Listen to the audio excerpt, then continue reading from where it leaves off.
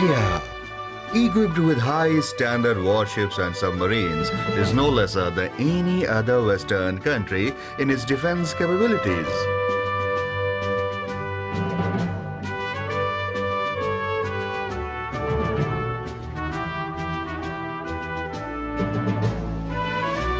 Mazagaon Dock Shipbuilders Limited is the leading defense shipyard to the Indian Navy, which deploys latest technology in warships and submarine building practices. The ship launching process is a strenuous and lengthy activity which requires meticulous planning. Months before the actual process starts, and all the activities are carried out sequentially till the final day of launching.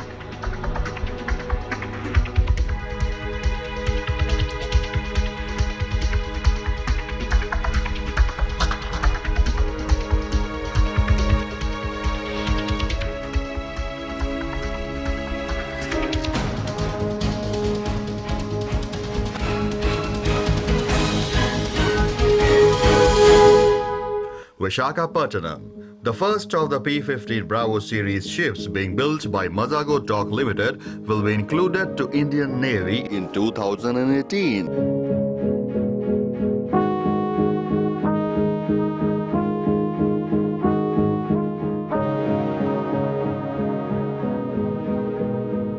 There are about 4 types of launching procedures in the world, namely gravitational type of launching, floating type of launching, mechanical type of launching, airbag type of launching.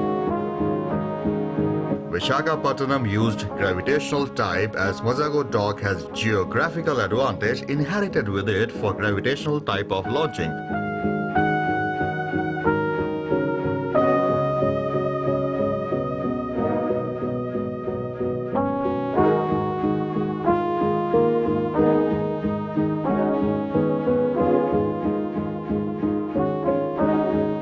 Ship launch preparation starts months before. Meticulous planning is needed to reach the final stage. Various underwater activities like fitment of OBDs, air brackets, and stern tubes are undertaken. The inspections are carried out with QC department and WOT for various clearance certificates. The launching ways are brought to position. Electromechanical triggers are fitted. The sea channel outside the slipway gate has to be dredged to achieve required draft for the ship.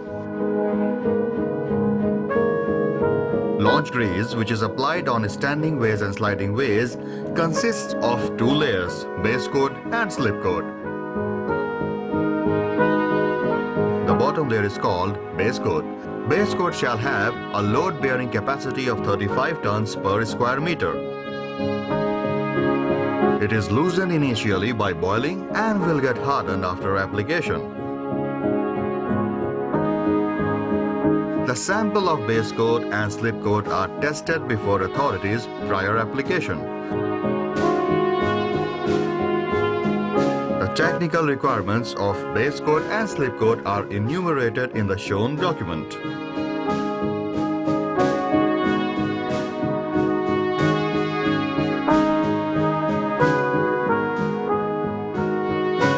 The electromechanical trigger plays a very important role in the final release of the ship. It blocks the ship's movement towards sea once the spur shores are removed. There are 4 triggers altogether, 2 in midships and 2 at aft. A pit is created in the standing ways in these positions, and a set of trigger and falling levers are fitted inside this pit.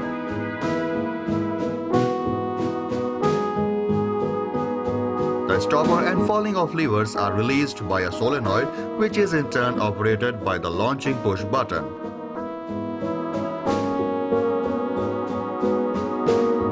When push button is pressed, all solenoids are operated and all 4 triggers released simultaneously. In case the solenoid does not operate, the lever is hammered to release the trigger. The electrical circuit consists of a red light, a green light, a launching light, and a siren. There is an emergency push button which is connected in parallel with the launching push button. The red light is switched on to start the operation. When all clear signal is given, the green light is switched on, which means the ship is ready for launch, and the launching push button can be pressed. Once the launching button is pressed, the triggers will be released, the launching light will be on, the siren will sound, and the ship will start moving. The standing ways are made of plain timber which is stored at MDL stores post every launch. The leveling and quality of wood needs to be ascertained before laying the standing ways. If wood is damaged or pitted, the portion is repaired or totally replaced. The cleaning and leveling is done to remove the base coat of the previous launch. The launching ways are joined together and locked to the ground by angle bars. The same procedure is done for sliding ways at jetty. The level is very important to ensure even inclination on the slipway.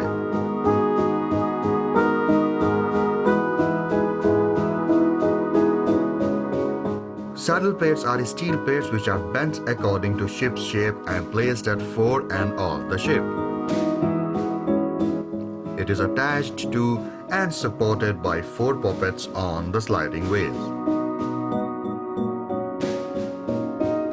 The saddle plates are tightened by steel ropes with bottle screws on to the heavy shoring made on the deck top. The gap between the saddle plates and ship hull is packed with soft wood. A stopper is welded initially to hold the plate to maintain the gap. The stopper is cut later to take the load fully on the soft wood by tightening the bottle screws. When the ship moves to sea during the launching, the stern is lifted up due to buoyancy, and the total weight of the ship will be pivoted on the forefoot. During that time, the saddle plates and the soft wood will absorb the weight and prevent damage to the hull.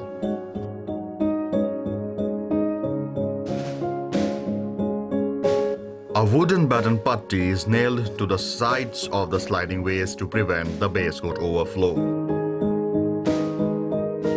The base coat is heated and brought to boiling point during the daytime. The base coat is normally applied on the standing ways and sliding ways when the atmosphere is cool, preferable after sunset, so that it hardens easily. The crevices in the wood are fitted first to get an even surface. After filling up the gaps, the base coat is poured over the surface evenly. This is repeated again after hardening of the first application. Like this, the base coat is poured 3 or 4 times to attain hardened surface with a thickness of 6 mm. Base coat is applied to get an evenly hardened surface and also prevent the launching grease to soak into the wood.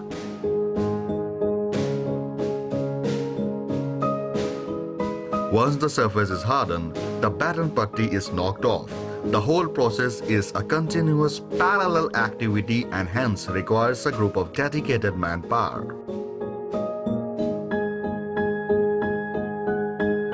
MDL Paint Department has coordinated this activity. When the standing ways and sliding ways are ready with 6 meter base coat, the slip coat of 3 mm is applied on the standing way. This is applied by hand. Slip coat is nothing but mineral-based launching grease. When everything is ready, the sliding ways are lifted from the jetty one by one and placed at the forward end of the standing way. From there, it is slided over the slip coat till the aft end, one after the other.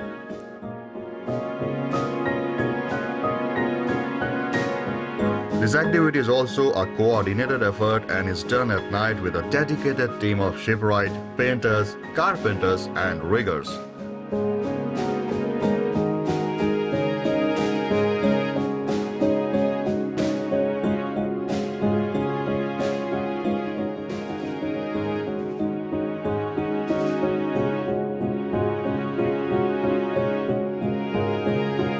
Spacer wedges are wooden wedges which are inserted in the gap between sliding ways and edge of the standing ways.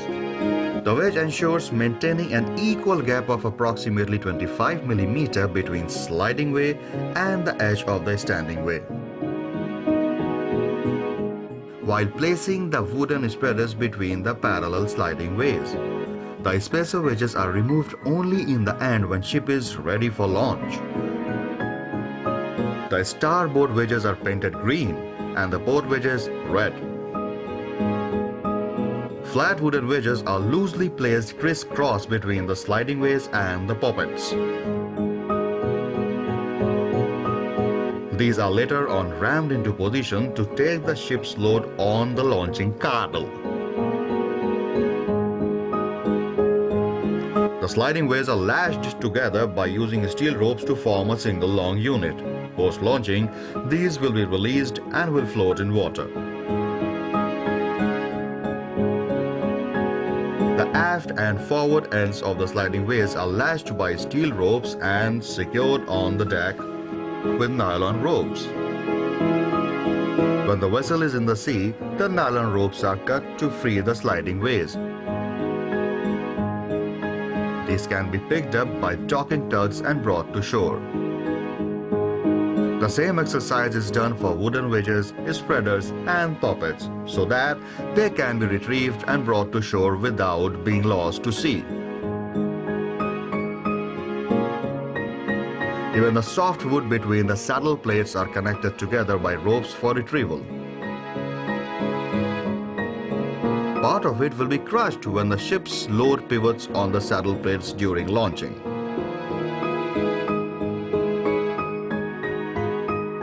On single sandboxes and double sandboxes are brought to predefined locations at keel and bilge areas during the last 10 days and wedged onto the shell.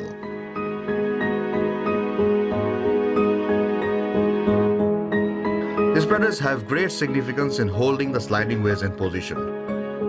They are long wooden planks placed transversely into the wooden pockets made on sliding ways and lashed together.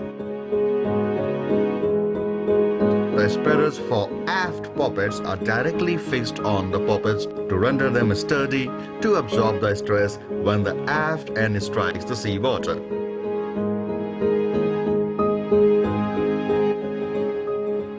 The poppets are strengthened by bracing. Wooden braces are bolted between 3 or 4 poppets to hold them together during the launch.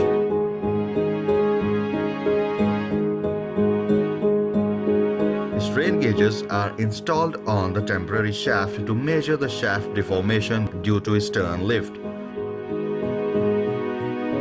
One day before launching, all the unwanted blocks and shores are removed one by one. The night before launching day, the wooden wedges between the poppets and sliding ways are rammed into position. The ramming is done by a huge ramming pole held on both sides. Ramming the wedges will release the ship's load on the shores and blocks so that they can be slowly removed.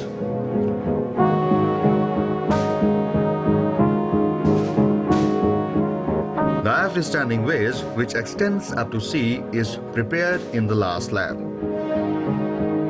The cleaning process, the application of the base coat up to 6 mm and the application of launch grease is done one day before launching.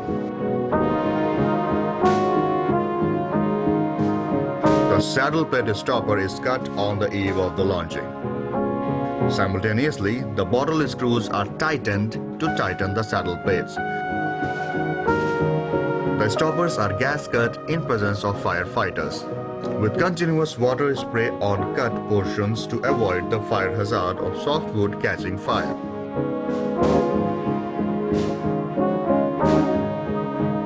The slipway gates are removed on the eve of launching, and water will enter the slipway during the night tide. Mock drills are conducted to enact the sequence of activities that lead to final launching. The officers and operatives responsible will report the completion of each activity to the launching in charge at the control post. The activity sequence is prepared with the help of Forward Design Department regarding the removal of shore, blocks, sandboxes and spur shores, enabling gradual load transfer from the blocks to the sandboxes and then to the standing ways and trigger. During the last phase of launching, the ship's movement is restricted only by the trigger. Hence, it is very important to monitor even the slightest movement of the ship against the trigger. This displacement is measured by telltale reading.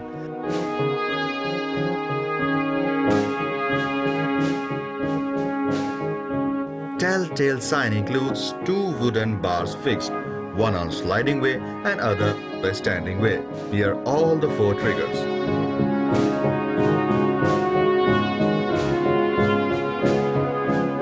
The manning personnel will continuously measure the displacement. If one of the readings is different from that of other position, slight jacking is done to equalize the readings. If the displacement is more than the tolerance value, then the control post is altered to perform launch immediately. The shores, blocks and sandboxes are numbered and the timing which they need to be removed is stenciled on that to have 100% clarity for the operatives to avoid confusion last minute. The ship's crest is installed at the forepeak nose plate of the ship.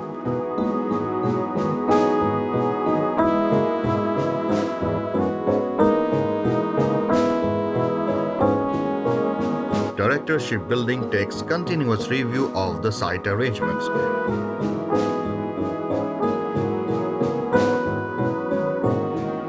Extensive arrangements are planned to make the D-Day a memorable one.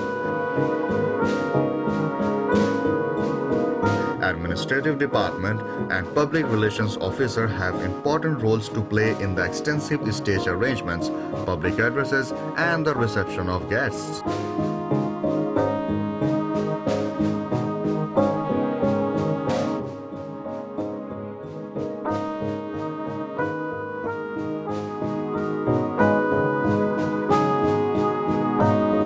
April 20th, 2015 will be a very memorable day in the history of MDL when the first ship of the P-15 Bravo project is launched exactly at 12:55 p.m.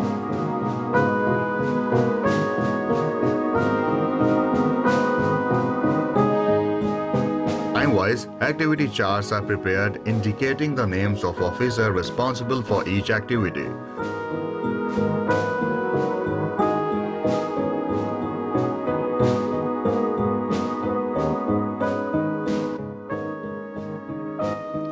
The first activity for the day, the final testing of the trigger operation, is conducted at morning 8 o'clock. The wooden shores which support the ship in the aft positions are removed first. The removals on the port and starboard sides are done simultaneously.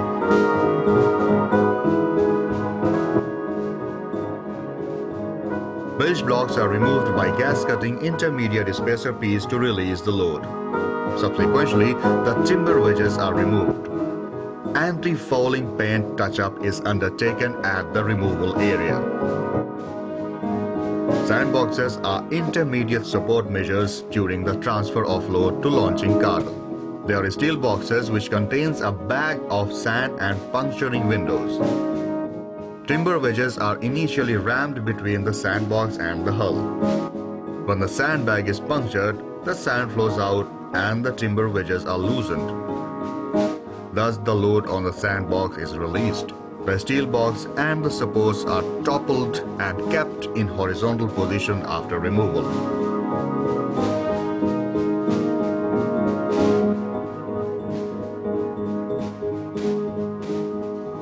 The spacer wedges maintains the gap between the standing way and sliding way till the final stage.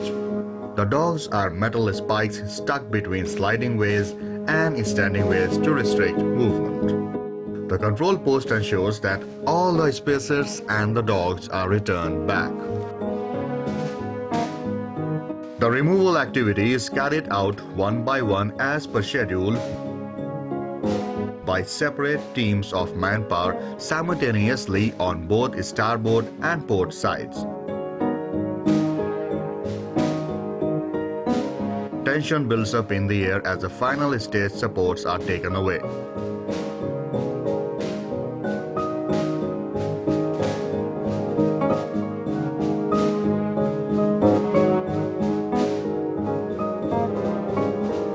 Seawater starts entering into the slipways as the tide rises. After the removal of all the keel blocks and single sandboxes between the launching ways, an all-clear report is given to control post at 11:25 am. The next in line for removal is the single built sandboxes is starting from 12:10 pm.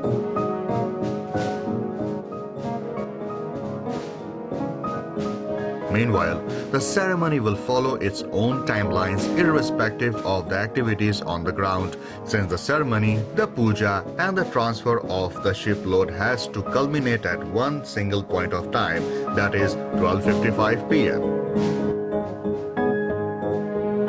VIPs are ushered to the dais by the MDL lady officers. Separate pavilions have been arranged for all levels of visitors from MDL, Indian Navy and the press. The Naval Band will perform throughout the function till launching. Chief of Naval Staff, Admiral R.K. Dhawan, accompanied by wife Mrs. Minu Dhawan, arrives to grace the occasion. He is being introduced to MDL Directors, Chief of Vigilance, Project Superintendent of P-15 Bravo and other executives.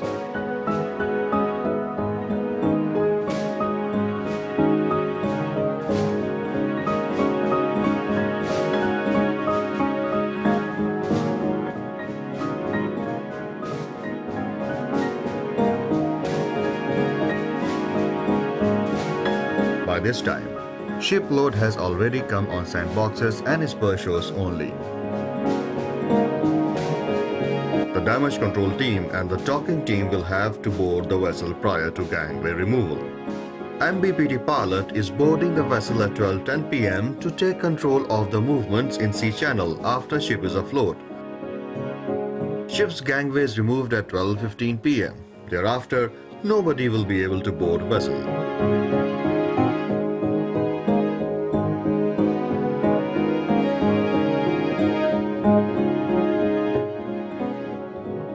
Rear Admiral R.K. Shrawat, CMD Mazagaon Chowk, welcomes the dignitaries.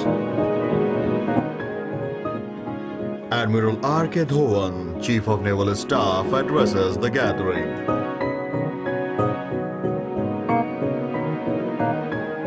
Spur shores play an important role by arresting the ship's longitudinal movement before releasing the trigger.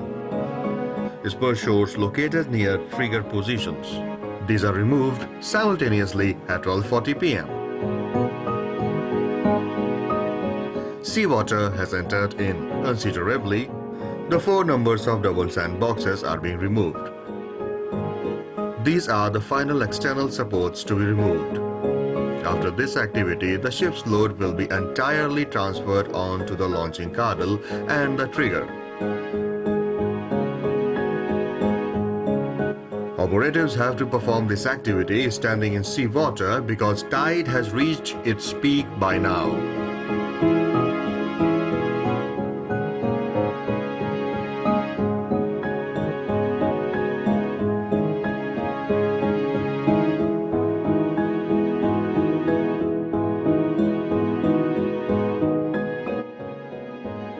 Telltale readings are taken continuously to check the displacement.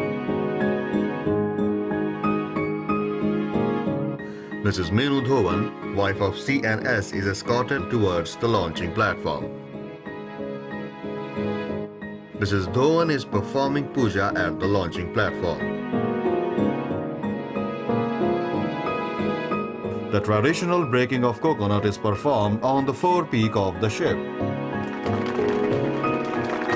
Ship manager is switching on standby red light on the remote panel. The panel locks on the triggers and the trigger pins are removed exactly at 12:52 p.m. Meanwhile, the telltale readings are taken continuously. Padlocks and trigger pins are deposited at the control post. The ready for launch button is switched on at 12:54 by ship manager and the green light glows.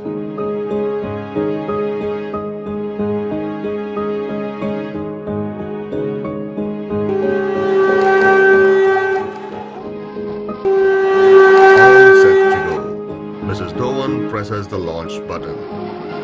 Trigger solenoids are activated and triggers are released. The launch light is on.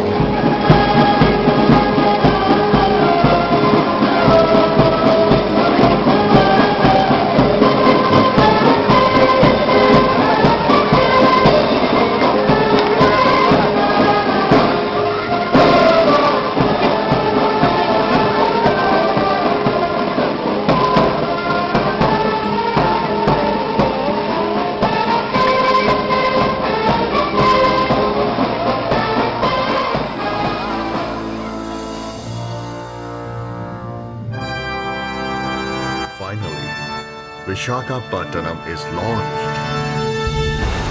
It was a sublime spectacle of gracefulness and grandeur.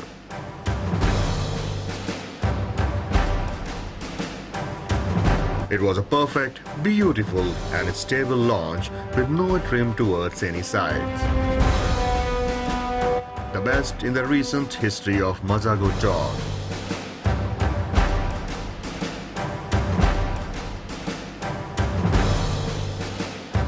Thanks to the perfect launch weight and stability calculations by the P-15 Bravo design team. A sincere, dedicated teamwork can only bring such achievement. This team has every right to own, cherish these beautiful moments, hard-earned by months and months of hard work. Kudos to Team 15 Bravo.